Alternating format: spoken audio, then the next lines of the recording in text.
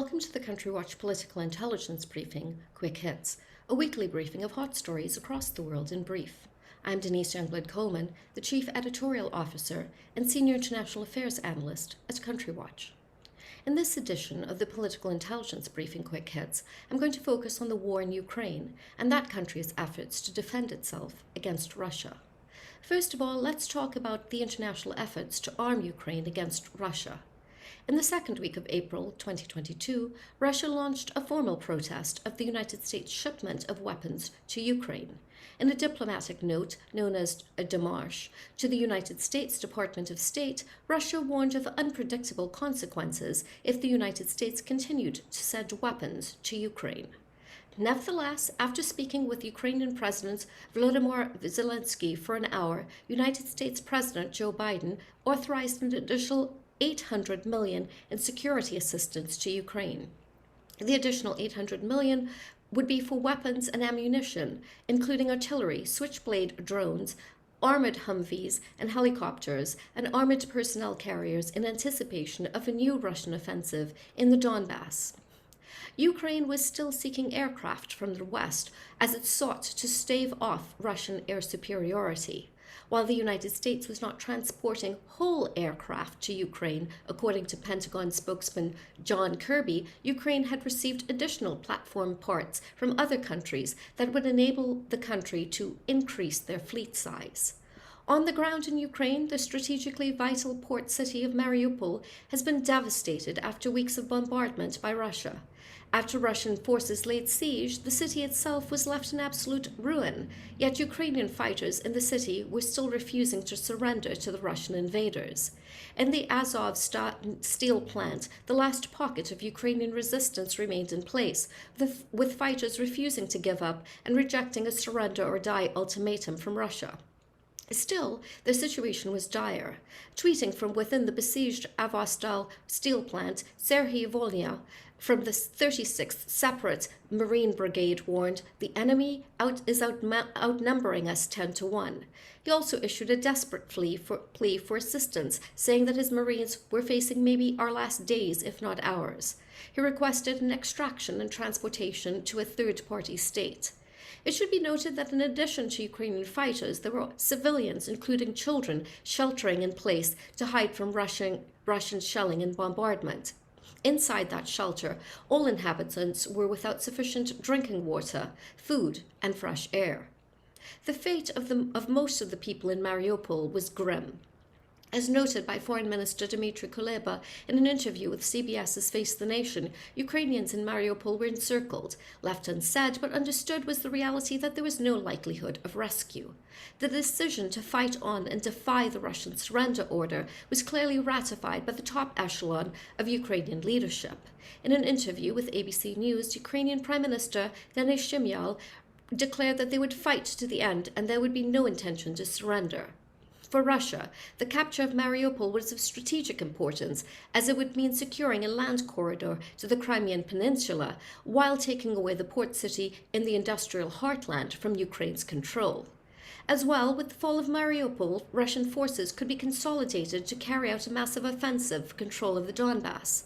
Vladimir Putin has announced that Russia had control of the strategic port city, but the actual control of Mariupol remained a matter of debate, with United States President Joe Biden saying that it was questionable whether Putin actually had control there.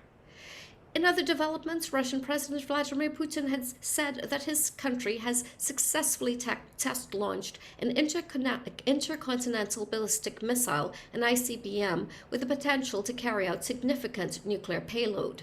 Dubbed Satan II by NATO, the RS-28 Sarmat is considered Russia's most powerful thermonuclear-armed ICBM. The RS Sarmat replaced the Soviet-era Voyvoda, which dated back to the 1960s. The RS-28 Sarmat was a super-heavy ICBM with longer range, allowing it to fly over the North and South Poles and strike targets across the world. The Satan II ICBM test was a not-so-veiled threat to the United States and the West regarding their assistance to Ukraine.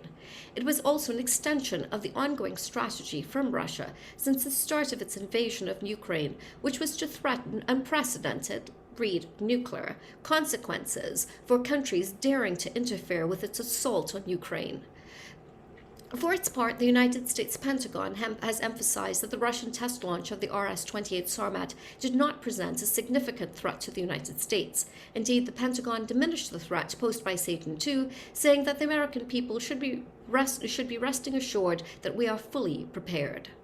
Finally, I want to cover the implications in Europe. With Finland and Sweden moving towards accession to the NATO security alliance, Russia wasted little time in threatening the two countries with nuclear consequences if they moved down that path.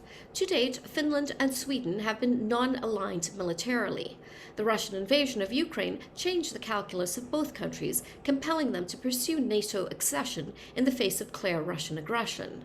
Because of NATO's Article 5 commitment that an attack on one member state would be viewed on an attack on all, with an obligation for mutual defense, NATO participation could well be viewed as the only sensible solution for any country in Europe, given Russian expansionist aggression. Finnish Prime Minister Sanna Marin was very clear in saying that her country would seek to become a NATO member on an accelerated basis, and that Russian aggression was the reason for that path. The two members of the parliament in the Finnish Eduskunta received a government-commissioned white paper that assessed the implications of NATO membership in mid-April 2022. Then on April 20th, debate began in parliament. Speaking of the choice before them, Prime Minister Marin said, "The time for solutions is here." She added, "Unity is the best guarantee of security."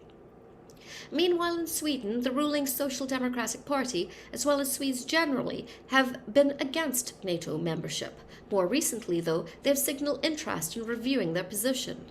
Polling data show that for the first time ever, a majority of Swedes favored joining NATO. The data came as Sweden's Social Democrats were about to begin debate on whether to relinquish the country's long-standing stance of neutrality in favor of NATO accession. The reality of Russian aggression in Ukraine and a brutal war, complete with war crimes, unfolding in Europe has forced Sweden to rethink its position on military alignment. The Russian response to Finland and Sweden exploring NATO accession was to say that Russia would reinforce and balance security in the Baltic region with nuclear weapons.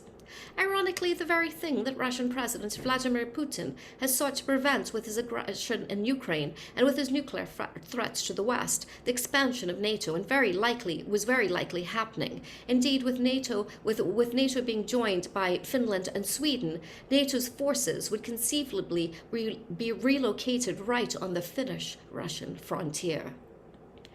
Subscribers can read more about these and other stories at the Country Watch website at www.countrywatch.com.